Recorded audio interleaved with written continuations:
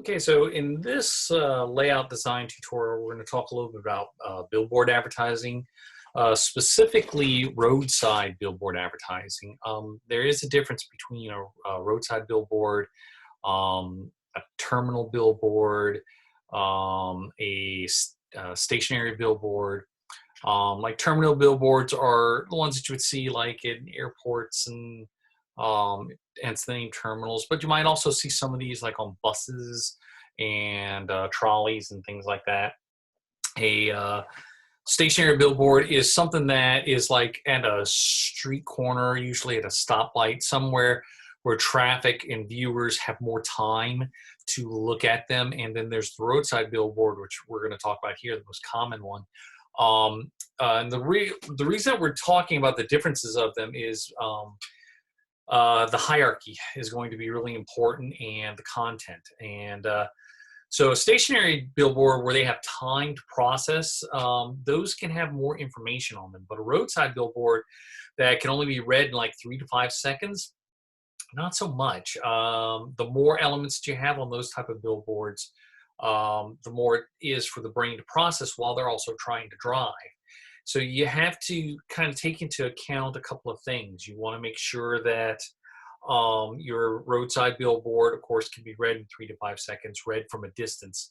So high contrast, bold letters, bold colors, and as few elements as you can have on it. So you got to really kind of narrow it down and keep in mind that the driver has, 3 to 5 seconds to read these things. So high contrasting colors, high contrast fonts. You want to make sure that the fonts that you're using aren't really thin fonts, don't have really tight kerning to them, that they can be read really, really easily and from a distance. And that high contrast aspect of reading from a distance helps in terms of how many elements that you have on your billboard. And with products, we tend to put heavily emphasis on the product, but we may crop the product or the image because it's not as important.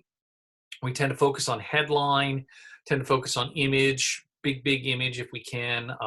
If it's a product, like we said, like a soda or something like that, we might crop the tops and the bottom of it, kind of focus on the name of it. And then maybe something on there that lets the viewer know where they can get these kind of products. And depending on who's advertising it, it may be a gas station that we want the viewer to pull off to get these products. Or it could be the manufacturer themselves, in which case we may have something as simple as a website, phone number, or even social media icons, something that's quick that registers with the brain that they can then get in contact, just like with any kind of advertising. How can they take advantage of what it is? So with this billboard, and with most billboards, we start with a headline. And again, high contrast, very bold font, high contrasting colors. We may put our image in, and we want to make sure, of course, that they can tell who it is. And in this case, we are just going to put the email address and social media. At least one of these things, more than likely social media, because of the brand awareness for those kind of graphics, those icons, actually would probably register with their brain a lot quicker than a phone number would, or even that website address.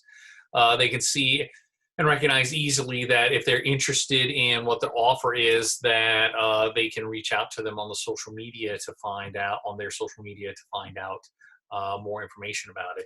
And so in this particular case, the offer is really bold and big. What we're trying to tell the audience that we need them to do, what we want the audience to know. So as few elements as possible. The more elements that you have, the busier it's going to get. Even the offer has a lot of elements in it, but by blowing up the $1.99 electrical labor, that kind of shortens up the message for them. And it's enough that if the audience is interested in it, again, they know how to reach out to the client because we've, put their logo out there, their website, and their social media on there.